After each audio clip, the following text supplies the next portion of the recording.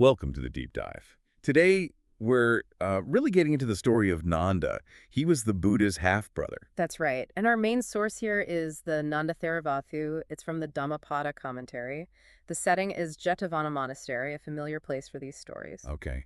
And our mission today, what are we trying to uncover for you, the listener? Well, we want to understand Nanda's journey. Like, what were his motivations? Why was he initially so resistant to becoming a monk? And, how did he eventually transform? Right. The story about desire, really, and how someone changes. Exactly. And it gives us insight into, well, human nature and the path to enlightenment. And the hook, right at the start, is Nanda's fiancée, Janapada Kalyani. Yeah. The text says she was incredibly beautiful. Oh, absolutely. And Nanda was, well, deeply attached. Smitten, you could say. This attachment is sort of the first big hurdle for him. That makes sense. It makes you think about those, powerful early connections we form. Totally. So to get the full picture, we need a bit of context. This is after the Buddha achieved enlightenment, and he returns to his hometown, Kapilavatthu. Big deal. His father, King Suddhodana, actually sent several groups to invite him back. Oh, really? Delegations? Yeah, but they kept getting ordained themselves, apparently, until Kaludai. Ah, Kaludai. He succeeded. He did. He actually attained enlightenment himself while on the mission, and then he went back and announced the Buddha's arrival. So, Kapilavatthu was buzzing. I bet. And the texts mention some pretty amazing things happening then, right? Like a special rain. Yeah, the Pukarvasa reign. And the Buddha gave this impactful sermon, the Vesantar Jataka. It really hit home with his family. And it wasn't just general good feelings, was it? Specific teachings led to real progress for them. Precisely. His father, his stepmother, Mahapajapati Gautami, they reached different stages of awakening. King Suddhodana, too, through specific verses the Buddha taught them. Like which ones? Well, there was Utitin Apamajaya, basically, get up, don't be lazy or heedless, and Dhammankara Sukritamam, practice the Dhamma well. Tailored advice, you see. Got it. So not just one size fits all. Not at all. Which brings us to Nanda's ordination. This is quite a scene. Okay, set it up for us. Nanda's in the middle of his own pre-wedding festivities, happy time. The Buddha shows up for alms. Right. He puts his alms bowl into Nanda's hands, gives a blessing, and then just turns and walks away. Doesn't take the bowl back. Wow.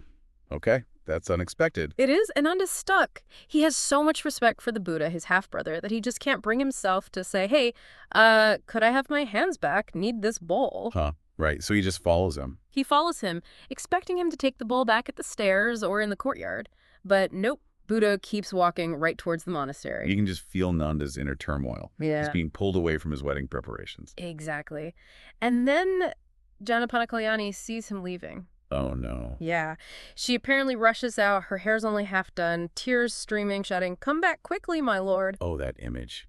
That's powerful. Yeah. Really shows what he was leaving behind or being pulled from. It perfectly captures his attachment.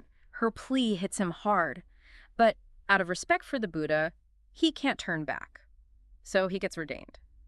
But not really, because he wanted to be a monk at that point. Not at all. It was obligation, respect. His heart wasn't in it yet. Pure inner conflict. And this wasn't the end of the family joining the order, right? No. Soon after, Rahula, the Buddha's actual son, gets ordained, and then King Suddhodana himself eventually joins. That must have been a lot for the king initially, seeing his son and grandsons ordained. It was. It caused him real distress, actually, which led to an important rule. What was that? The Buddha agreed, at the king's request, not to ordain minors without their parents' permission from then on. Shows that human element, doesn't it? It really does. So, not as a monk now, but Yeah. not a happy one. Far from it. He's miserable. All he can think about is Janapada Kalyani. He misses his old life, desperately wants to leave the Sangha. He's planning to disrobe. Absolutely. He's made up his mind. His heart is just completely elsewhere. This is a real low point for him, spiritually speaking. And the Buddha. He knows this. Oh, yes. The texts say the Buddha was fully aware of Nanda's feelings, his intentions. So what does he do? This is where it gets interesting, right? Very interesting. The Buddha uses his psychic powers, his Iti powers, and takes Nanda on a trip. A trip where? To the Tavatimsa heaven, one of the celestial realms. Whoa. Okay, talk about a change of pace. Why? To shift his perspective dramatically. And the Buddha sets up this really stark contrast. First, he shows Nanda a rather unfortunate sight. Which is? A she-monkey perched on a burnt stump, her ears, nose, and tail all cut off. Really quite gruesome. Ouch. Okay, not exactly heavenly. No. And then he shows him the main attraction. 500 celestial nymphs, incredibly beautiful, waiting on Saka, the ruler of that heaven. They're described as having feet like pigeons, very delicate. So from a disfigured monkey to divine beauties. Quite the contrast. Exactly the point. Then the Buddha asks Nanda point blank, who's more beautiful, Janapada Kalyani or these nymphs? And Nanda's response. Immediate, no hesitation. He says the nymphs are infinitely more beautiful. That compared to them, Janapada Kalyani looks like. Well, like that burnt monkey they just saw. Wow, that's harsh. But it shows how captivating that vision was. Beauty is relative, I guess. It really is. And this is the turning point, though maybe not the one you'd expect. It's still driven by desire, just a higher form of desire, maybe? Desire for heavenly pleasure instead of earthly pleasure. Precisely. So the Buddha, seeing Nanda's reaction, makes him an offer, a kind of guarantee. Which is? He tells Nanda, look, if you stick with the monastic life, practice diligently, I guarantee you'll attain these nymphs. Seriously. He promises him celestial nymphs. That's what the commentary says. And Nanda, completely swayed by this, agrees. He decides to stay on as a monk purely for that heavenly reward. Okay, so he's still motivated by desire, just a different flavor of it. But how did the other monks take this? Well, word gets around. The other monks figure out why Nanda suddenly seems so dedicated. And they weren't impressed. Not really. They started teasing him, calling him things like hired servant or one bought over, basically implying he was just working for wages, the wages being heavenly women. Ouch. That must have stung. Publicly called out like that within the community? Definitely. He felt incredibly ashamed, disgusted with the situation. He started avoiding the other monks. But did that shame push him in a different direction? It did. It acted as a catalyst. He felt this shame, this isolation, and it pushed him to practice seriously, but for the right reasons this time, or at least moving towards them. So the teasing actually helped? In a way, yes. He withdrew and poured all his energy into meditation and striving for the real goal, the end of suffering, not just a better heavenly existence. And did he succeed? He did. Through diligent, focused effort, Nanda eventually attained arhatship. Arhatship, that's the goal in Theravada, right? Complete liberation. Exactly. The end of suffering, the end of rebirth. He finally broke free from all craving, all attachment. Wow. So he went from being completely lovesick to chasing nymphs to full enlightenment. It's quite the arc. And the texts say a deva, a god, actually came and told the Buddha that Nanda had made it. And the Buddha knew himself too. Yes, the Buddha also perceived Nanda's liberation directly, and then Nanda himself comes to the Buddha. To say what? Thanks for the motivation, but I don't need the nymphs anymore. Pretty much. He felt he needed to release the Buddha from that earlier promise. And the Buddha's reaction. The Buddha essentially said, Nanda, I knew the moment you became free from all attachments, that promise became void the instant your craving ceased. You're free from that bond, just as you're free from all others. That's really profound. The promise dissolved because the desire it was based on dissolved. Exactly. And then the Buddha uttered what's called an udana, a kind of spontaneous, joyful utterance. What did it say? It described someone who has crossed the swamp of lust, crushed the thorns of sensual desire, reached the end of delusion, someone unshaken by pleasure and pain. A perfect description of the Arahant Nanda had become. A confirmation of his achievement. Yes. But the story doesn't quite end there. The other monks, they see this change in Nanda. They must have been curious. Right. They ask him about his previous discontent, his longing for home, and Nanda declares quite firmly that he has zero desire left for household life. None at all. But after all his earlier struggles, maybe they were a bit skeptical. Understandably so. They go and report this back to the Buddha, perhaps thinking, is this for real? So how does the Buddha explain Nanda's complete turnaround? He uses a brilliant analogy. He talks about houses and roofs. Okay. He says, just like rain seeps through a poorly roofed house, passion penetrates an untrained mind. Ah, I see.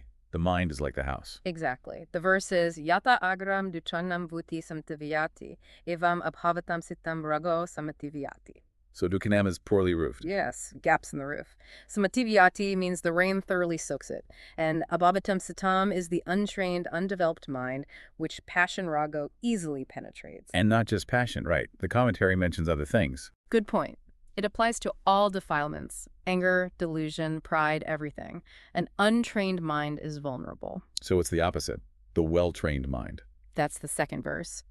Yatha agoram suchanam vuti na samatavishati. Evam subhavitam sitam ragona samativichate. Suchanam is well-roofed. Right. Secure, no leaks, rain can't get in. And Subhavitam Sitam is the well-trained mind developed through practices like calming meditation, insight meditation. So passion and other defilements just can't penetrate it. Exactly. It's resilient. And this teaching, explaining Nanda's inner state, had a big impact.